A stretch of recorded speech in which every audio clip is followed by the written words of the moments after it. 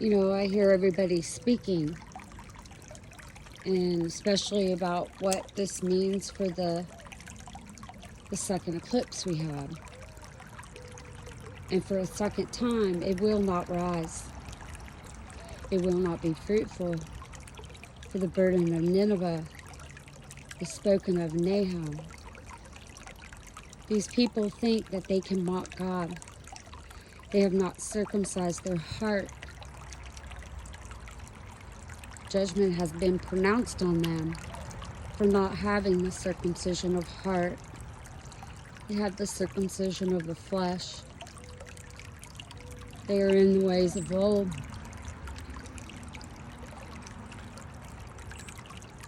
Things that have happened to stop the seed of his people has been exposed.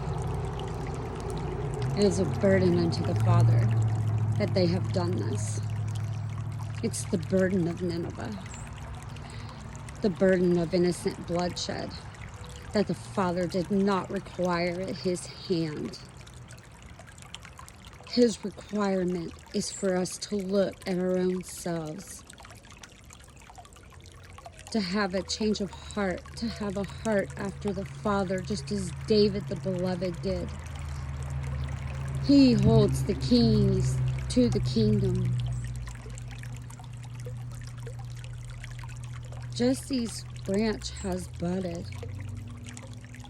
That was in the Ark of the Covenant.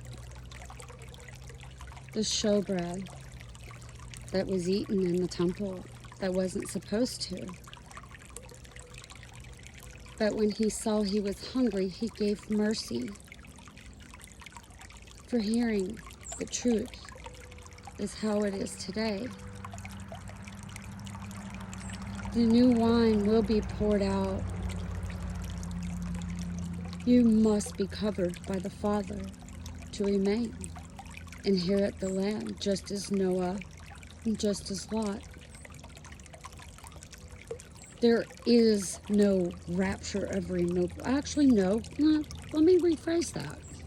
There is a rapture, but it's not what you've been taught by the false prophets. The removal of the wicked is the rapture. But there's also another. Remember, there's always balances.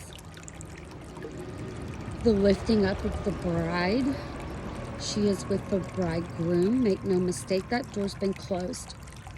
It was slammed shut. The bride will rule and reign. He will sit on David's throne. No physical man will sit on David's throne anymore.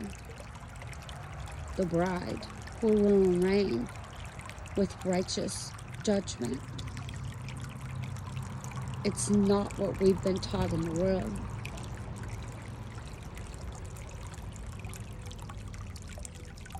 Righteous judgment is walking in somebody else's shoes before you start judging them of what they're doing wrong.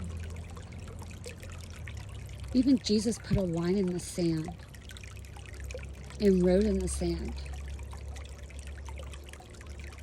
when the Pharisees were condemning a woman for adultery because they themselves were doing it and they had no righteous judgment. They had wicked judgment. Things that have been done will return upon the wicked. We shall see it with our own eyes. There's no disannulling it. It has already been spoken, and it shall go forth. It is high time to awake and run to the Father. The trumpet is going to stand. And when it goes off, you just heard Bo tell you he crowed once. You remember Judas, the betrayer that Jesus had close beside him, trying to lead him the right way, but for filthy lucre, sold his own soul? There's twice. Before the cock crowed twice, denied thrice. The judgment will go forth. There's no way to change what's been set in motion. It's all falling. All the dominoes are falling, and they can't stop it. You're gonna have to walk, and you're gonna have to run to the Father for guidance. There are people that are in place to allow enduring to occur. Make no mistake, let Him guide you. None of this will be in vain. The Father will prevail. We shall watch it with our own eyes.